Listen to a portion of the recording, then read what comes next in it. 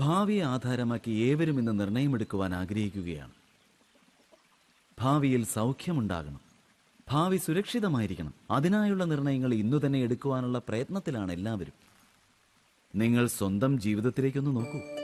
നിങ്ങൾ എടുക്കുന്ന നിർണയങ്ങൾക്കെല്ലാം പിന്നിൽ ഭാവിയെക്കുറിച്ചുള്ള ചിന്തകൾ മാത്രമല്ലേ ഉള്ളൂ? അങ്ങനെയാണെങ്കിൽ തന്നെ തെറ്റില്ല.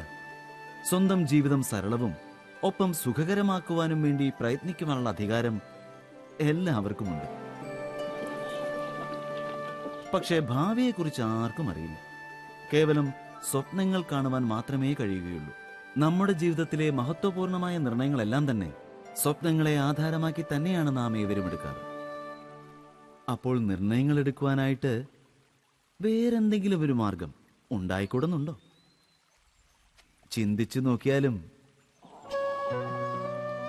എല്ലാ സുഖങ്ങൾക്കും ആധാരം ധർമ്മം തന്നെയാണ്. ആ ധർമ്മം വസിക്കുന്നത് മനുഷ്യരുടെ ഹൃദയത്തിലുമാണ്.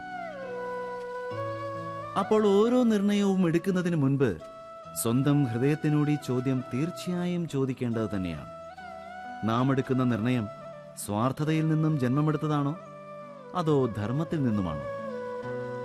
ഇത് പര്യാപ്തമായ മാർഗം തന്നെയല്ലേ? സ്വപ്നങ്ങൾക്ക് പകരമായി ധർമ്മത്തെ മുൻനിർത്തി നിർണയമെടുത്താൽ ഉണ്ടാകുന്ന ഭാവി കൂടുതൽ സുഖകരമായി ഭവിക്കില്ലേ? സ്വയമൊന്ന് ആലോചിച്ചു നോക്കുവിൻ.